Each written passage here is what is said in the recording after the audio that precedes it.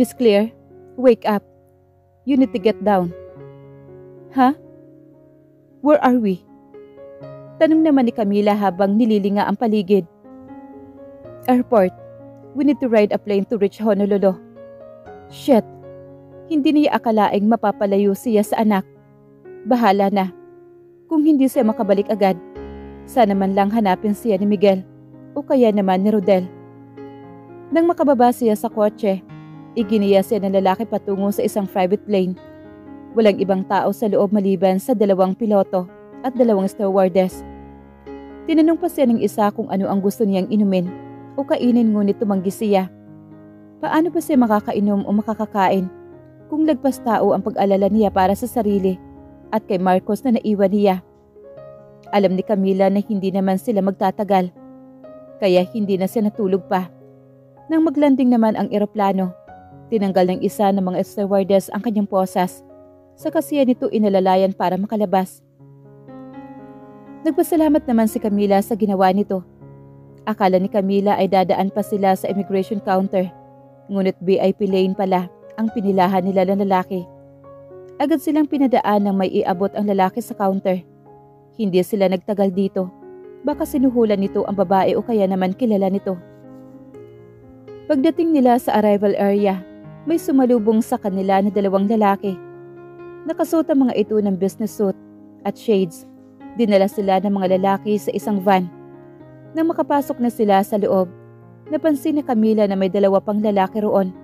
Ang isa ay nasa driver's seat at nasa tabi naman nito ang kasama. Siya naman ay napapagitnaan ng 2 lalaking naka-shades. Kung makabantay ang mga ito sa kanya, akala mo naman tatakas siya.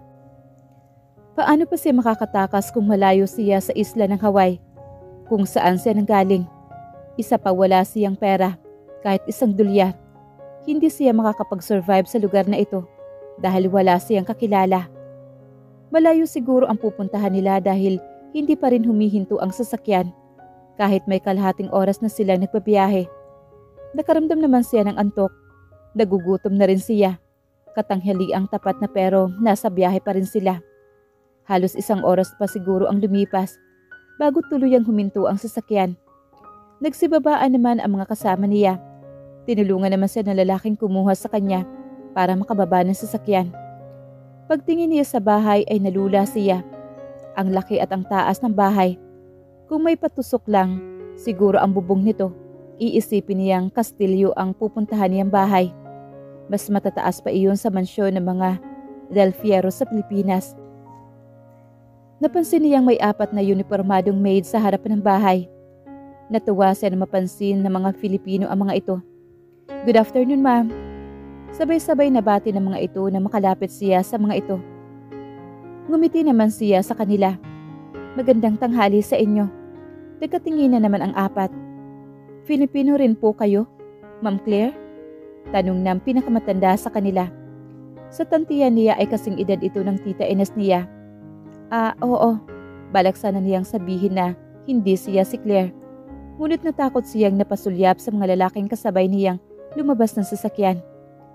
2 rito ang Black American at puti naman ang 2 sa katulad ng lalaking dumukot sa kanya.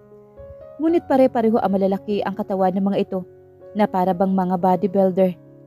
Binuksan ng 2 maid ang malaking pintuan. Tumambad sa kanya ang napakaluwang na sala. Kasing ganda rin ang sala sa mansyon ni na Miguel. Ang kaibahan nga lang, sa halip na carpet ay kahoy ang sahig. Gawa naman sa salamin ang buong dingding. Napangiti siya na makita ang napakalaking chandelier sa gitna. Para itong pabaliktad na Christmas tree. Titig na titig siya sa chandelier. Kaya hindi niya namalayan ang nangyayari sa paligid. Welcome back, mi amore. Agad na hinanap ni Camila ang pinanggalingan ng bariton ng boses. Napalunok siya nang huminto ang kanyang mga mata sa lalaking dahang-dahang naglalakad patungo sa kanya. He was tall, much taller than Miguel, by few and chest. Napakaitim ng crew cut nitong buhok. Dark chocolate naman ang kulay ng mga tao. At mas maputi pa yata kaysa sa kanya. Napakatangos din ang ilong nito. Tulad ni Miguel, maganda rin ang katawan nitong nakatago sa loob ng business suit. Kung may lalaki siguro siyang pwedeng ipalit kay Miguel, malamang ito na. Hindi nalalayo ang aura nito sa asawa niya. Mukha ring itong mapanganib. Nakangiti ito sa kanya pero hindi umaabot sa mga mata nito ang ngiting iyon. I'm not your mi amor. My name is Camila and not Claire. Lakas loob niyang sabi rito. Huminto ang lalaking isang hakbang mula sa harapan niya. Do you think I'm going to buy that? No, mi amor. You can fool everyone and this house but not me. Tuluyan ang lumapit sa kanya ang lalaki. Itinaas nito ang baba niya. Don't add any more insult. You have done much change, damage in time. Whose is this child? Mapanganib nitong tanong nang bahagya nitong pisilin ang tiyan niya. Napangiwi naman si Camila. It's not yours because it's my husband. I told you, I'm not Claire. I'm Camila. I'm Camila Almasan del Fierro. Sinabi na niya ang totoo baka sakaling maiwasan ang mas malaking problema katulad na nangyari sa kanya noon sa piling ni Rodel. Pinagdiinan ng lalaki ang pagkakapisil sa baba niya. Liar! You make just making up a story to spare yourself from my anger. Nanlilisik ang mga matang saad nito. Bigla siya nitong binitawan na muntik na niyang ikinatumba. Lock her up in my room. Galit na utos nito. Tuluyang napaiyak naman si Camila. Don't you cry, mi amor. Even if the child is not mine, I will accept him. I know you wanted so much to have a child. I'm so sorry if I can't give you. What did you say? Bulyaw ni Miguel kay Rodel na kausap niya sa kabilang linya. I'm sorry, Miguel, but your wife was kidnapped. May hinahong saad naman ni Rodel. What the hell did happen? Akala ko ba binabantayan siya ng mga tauhan mo? Sinabi mo sa akin na kaya mo siyang ingatan. Nagtiwala ako sa iyo, bro. Tapos ngayon sasabihin mo sa akin na nakidnap ang asawa ko? Anong klaseng pagbabantay ang ginawa mo? Kung nasa harapan lang niya siguro si Rodel ngayon, baka nasuntok na niya ito. Pasalamat ito at hindi sila magkaharap. Calm down, bro. Kararating ko lang dito sa bahay ko sa Hawaii. Katatapos lang namin mag-usap ng caretaker ko rito. Siya ang nagkwento sa akin sa nangyari, kaya napasugod agad ako rito. Ipapasa ko ang telepono kay Marcos. Kausapin mo muna siya para matawagan ko rin ang may-ari ng supermarket kung saan nawala ang asawa mo. Bago pa magkapag-react si Miguel, isang pamilyar na tinig ang narinig niya mula sa kabilang linya. Daddy, nawawala po si Mami. Umiiyak na saad naman ni Marcos.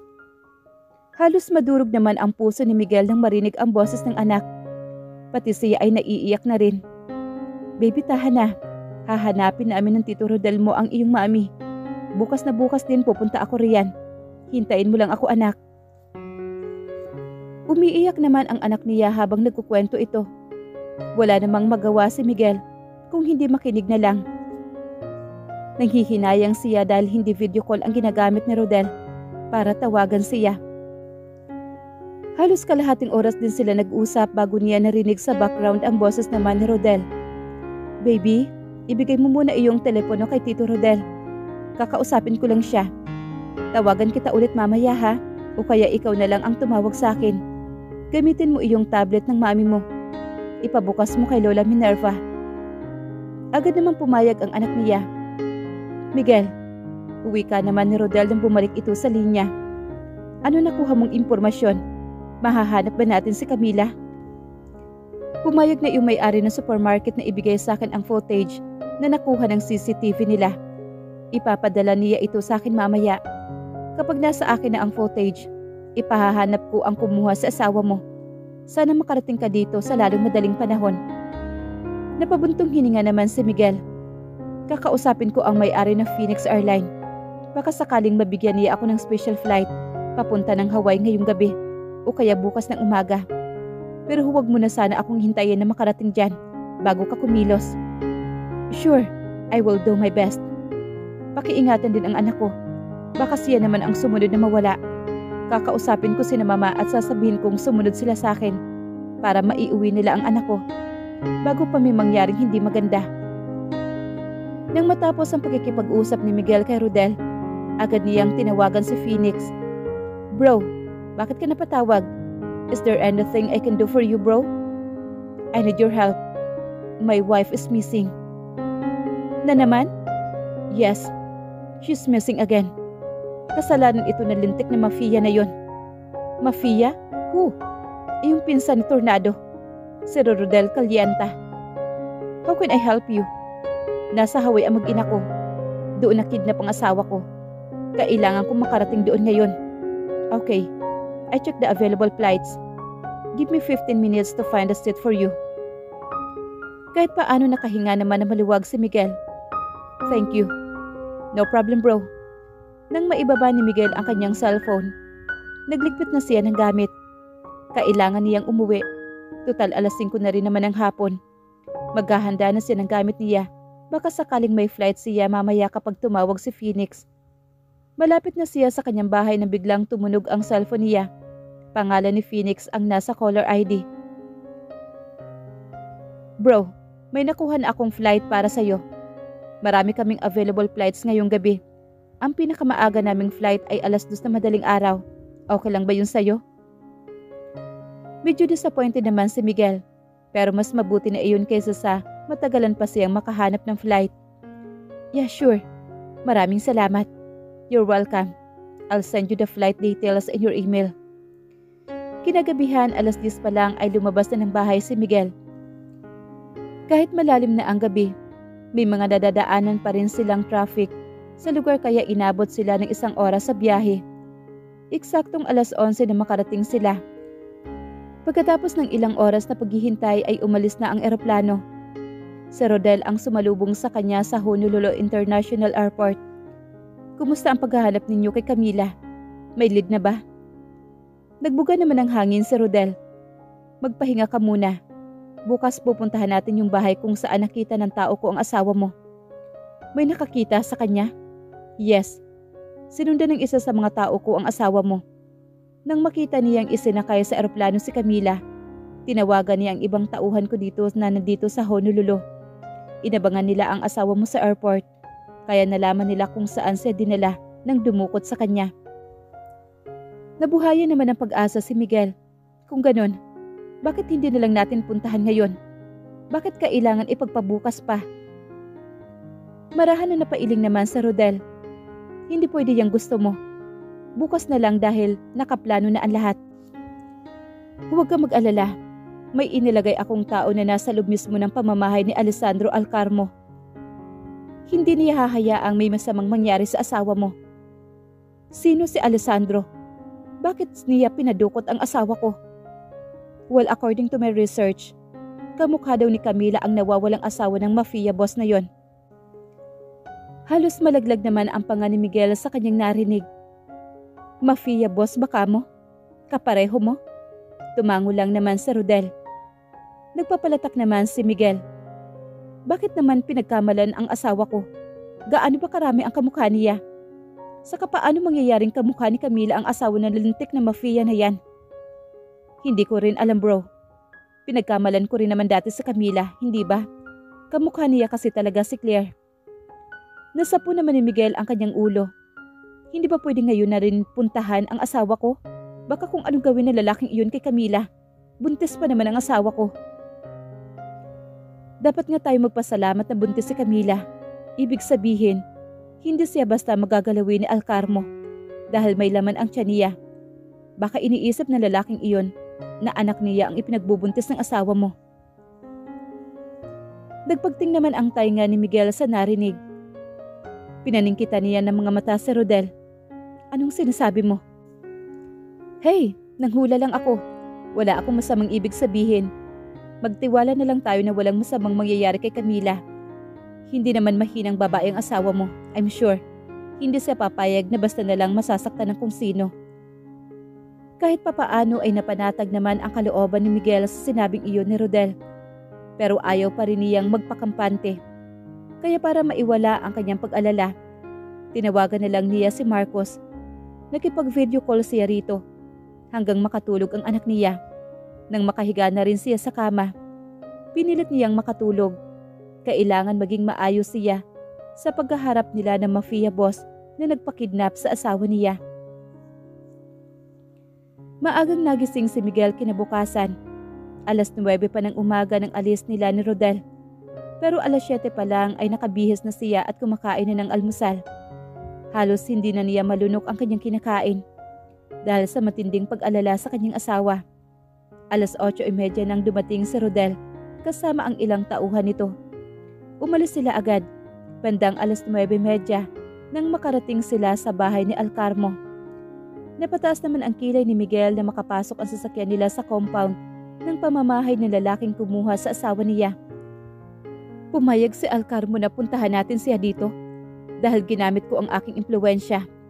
Pero magpakahinahon ka lang para hindi madiskaril ang lakad natin dito. Paalala naman ni Rodel nang papasukin sila ng mga maid sa loob ng malakastilyong pamamahay.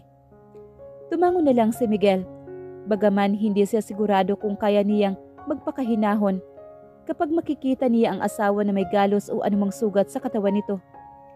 Iginiya sila ng maid patungo sa likod ng bahay. Naabutan nila roon ang isang lalaking na nakaupo sa garden set habang may nakahain na kape sa harapan nito. "Good morning, sir." Bati naman ni Rodel sa lalaki nang makalapit sila rito. Tumayo naman ang lalaki at inilahad ang kamay nito. Mabuti na lang kahit papaano naiintindihan niya ang Italyan at may kaunti siyang alam sa sasabihin. Hindi yata marunong mag-Ingles ang kausap nila. "Good morning. How are you, Mr. Calyanta? I am Alessandro Alcarmo, at your service. Miguel Del Fierro. This is my friend." Itinuro siya ni Rodel. "Nice to meet you, Mr. Del Fierro. My name is Alessandro Alcarmo." Inilahad ni Alessandro ang kamay nito kay Miguel na agad naman niyang tinanggap. "I'm glad to meet you too, sir." Ganting bati naman ni Miguel. "Have a seat. Join me in my coffee." Iminuwesta rin naman ni Alessandro ang upuan sa harapan nito. Magkasabay nilang sinabi ni Rodel bago sila umupo, "Thank you, sir." "Is there anything I can do for you?" Tanong naman ni Alessandro. Nagkatingin na naman sila ni Rodel. "My friend owns something that in your possession now." Pagkasabi nito ay sumulyap siya kay Rodel. Tumas naman ang kilay ni Alessandro. "What that can be?" Inilabas naman ni Miguel ang cellphone niya. Saka inilapag ito sa mesa na nakaharap kay Alessandro. Nasa wallpaper niya ang pictures ni Camila. Nalaki naman ang mga mata ni Alessandro. "That is my wife, Claire. Why did you have pictures of her?" Marahas na umiling naman si Miguel. "That is not your wife. She is my wife, and her name is Camila Del Fierro." Naningkit naman ang mga mata ni Alessandro. "This is not true." Napatayo naman si Alessandro. "Get out of her now. Out!" Itinuro pa ni Alessandro ang pinanggalingan nilang daanan. Napatayo na rin si Miguel. Akmang pipigilan na siya ni Rodel, ngunit tinabig ni Miguel ang kamay nito. "Then prepare to die." Narinig nila ang pagkasa ng mga baril mula sa tauhan ni Alessandro na nasa paligid. Lumapit ang mga ito sa kanila at itinutok ang kanilang mahahabang baril. "Tell your people to put down their firearms." Pakiusap na iyon ni Rodel. "No, just get out of here now. I may change my mind and kill you both." Hinila na siya ni Rodel, ngunit halos ayaw matinag ni Miguel. Nakipagtitigan pa siya kay Alessandro. "Babalik na lang tayo sa ibang araw. Magpaplano muna tayo." Pabulong na sabi naman ni Rodel, kaya napilitang tumalima naman si Miguel. Nanghihinang naglakad sila papalayo sa kinatatayuan ni Alessandro. Nasa harapan sila ng bahay nang biglang makarinig siya ng pamilyar na tinig. "Miguel?" Agad na lumingon si Miguel para lang magulat sa kanyang nakita. Tumatakbo papalapit sa kanya si Camila. Mabilis niya itong sinalubong ng yakap. "Miss Beautiful, you're here. Akala ko hindi na kita makikita pa." Pinupog niya ng halik ang mukha nito. "What the hell is going on?" Agad na naghiwalay sina Miguel at Camila nang marinig ang tinig na iyon. Halos tumalon ang puso ni Miguel nang makita niyang ikinasa ni Alessandro ang hawak nitong baril at itinutok sa kanila ni Camila. Mabilis siyang umikot para yakapin ang asawa. Kasunod nito ang malakas na putok ng barel. "Miguel!" Narinig pa niya ang pagsigaw ni Camila bago siya tuluyang bumagsak.